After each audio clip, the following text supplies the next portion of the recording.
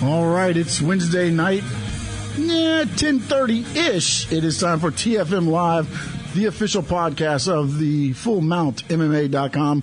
I'm Sean Stanley, and I hate to say I was right, but I'll bring in my co-host Brian Coyle and say I was right. When have you ever said you hate to say that you were right? Let's just put that out there for everybody.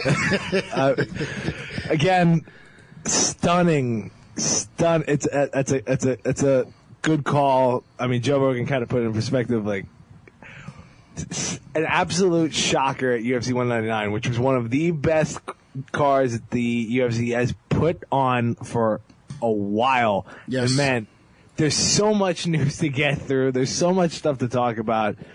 But we have to start off today's show. Let's put Brock Lesnar on the back burner, which I never thought I would say. There was controversy coming out of UFC 199 regarding the most, let's just say, visible journalist in mixed martial arts.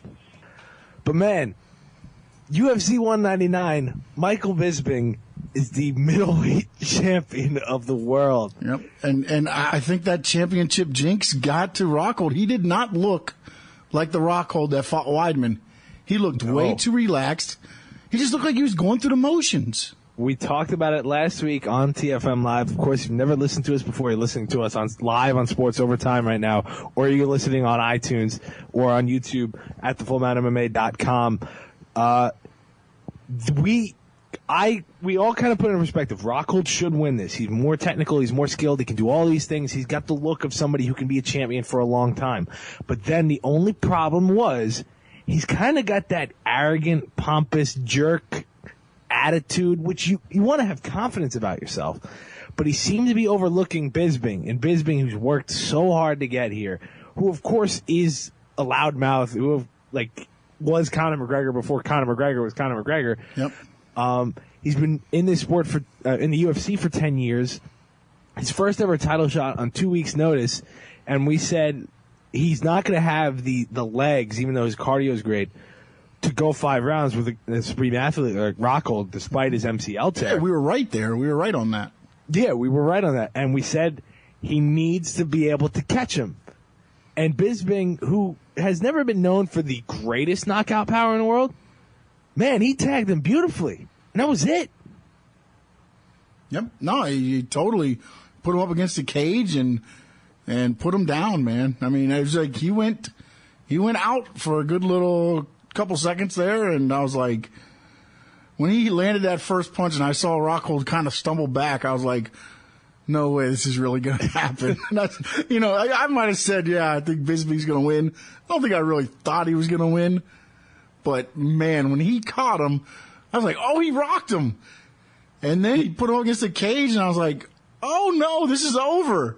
Yeah. And sure enough, I was like, wow.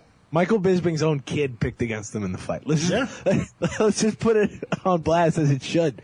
Because as successful of a fighter, as good of a fighter, and so compact and so, he's by the book, brawler, Bisping, man.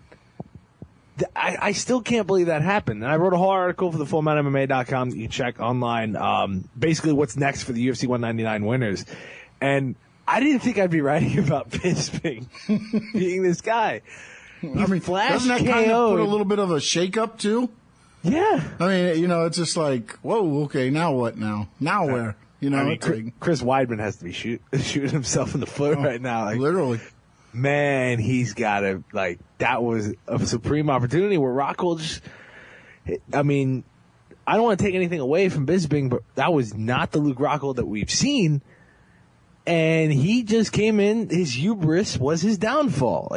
He was the archetype of every supervillain that we've ever seen. But that's been the championship curse. It really has. They flipped from what got them to the belt to just, I don't know, what happens? They go numb? I don't know. They lose whatever.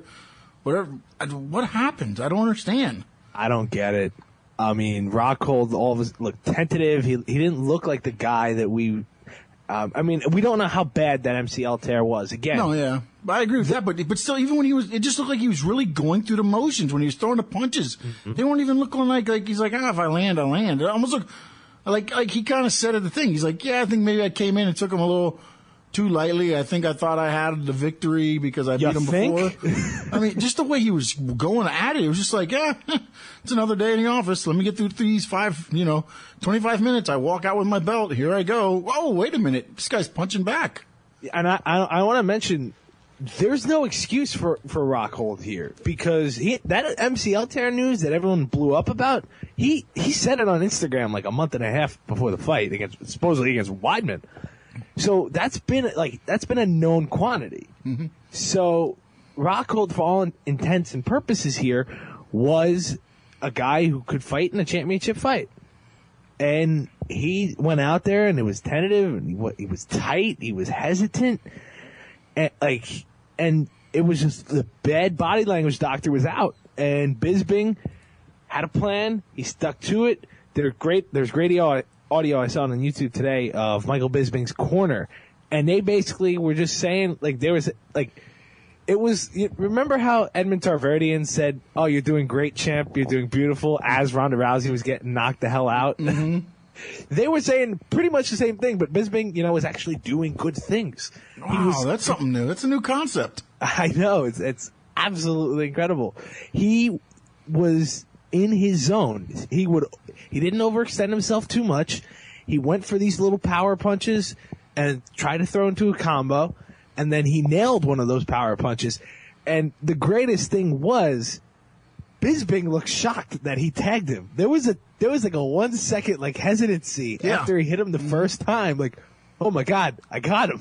Go for it. Well, but I think that went from the first time. Like, he landed one before, and then he kind of went in for, I forgot what, but then Rockhold quickly landed a quick combo and kind of stopped that in the track. So, but I mean, he came in with a game plan, and he was going to orchestrate the game plan, win or lose. Yeah, I mean, it was great, and you gotta feel for the count. You gotta feel for Bisping, because he's worked so hard to get here, and nobody, and you just heard the cage side audio. Nobody would have, everyone was happy for Bisping, because he's been a guy who's worked his butt off, and he's finally gotten to the top of the mountain. It was so funny when he first comes in. He's like, "I want to be a peephole right now," but yeah, it's just great. It was just great. Yeah, he was as stunned as anybody. And then of course I want to mention that wasn't the only championship fight. As awesome as that was, Dominick Cruz, as I said on Twitter, you can follow me at bco11. There's your plug and SS Sports Talk for Sean. Yeah. Dominick Cruz did Dominick Cruz things. Yeah, that's all he did. I mean, he cruised right through that fight.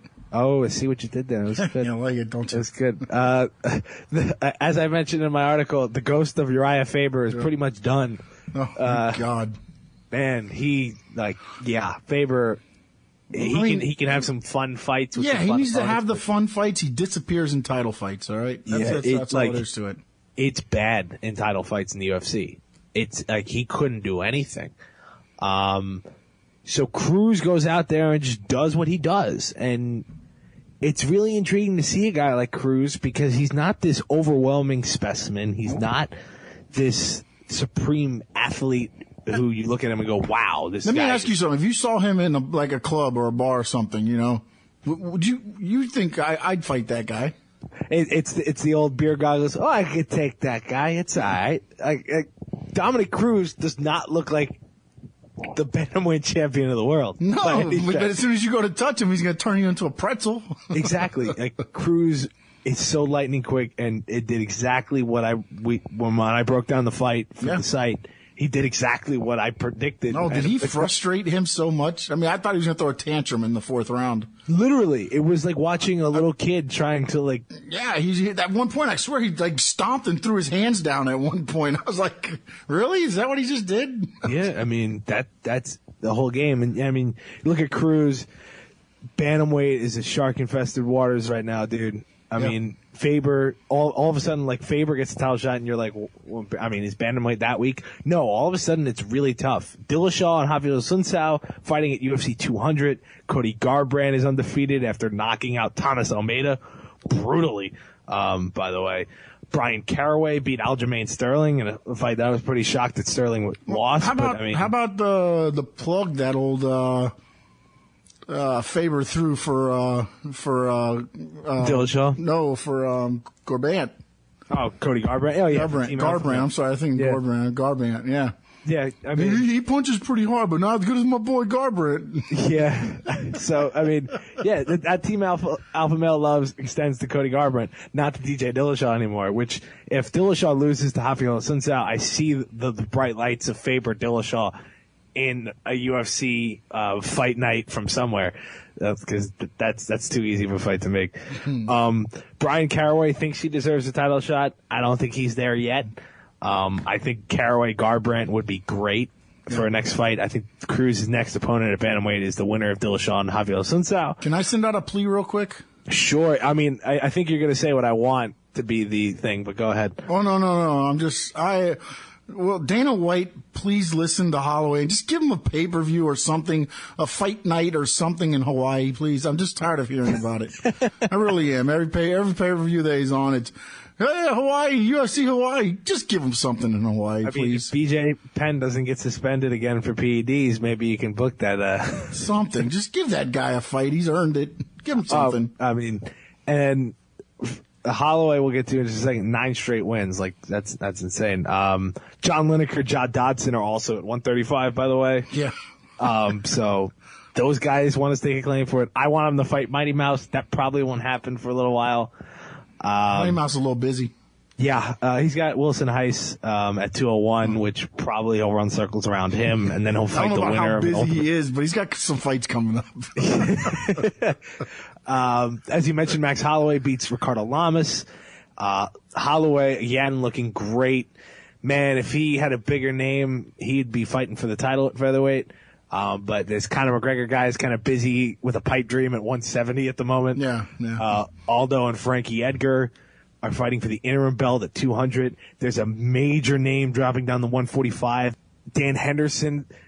I mean, I don't know. Just gets better. He's like a fine wine. Dude, I mean, what? I didn't want Henderson fighting anymore, but that elbow that he threw that knocked out. Oh my God. Oh. Wow. By the way, Henderson, 800 grand disclosed payment for UFC 199.